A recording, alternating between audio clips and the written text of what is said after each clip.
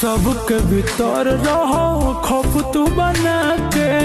बड़े बड़े माफियन के रखो हड़का के,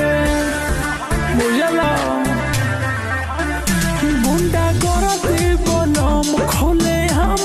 रहो, केहू बोली ना मर्डर तमाम रहो, घटे नहीं में जे अपन सगरू करे तू बनवले रंगदार रंग दरिए सजिला हिलवले हव रंगदार रंग दरिए सजिला हिलवले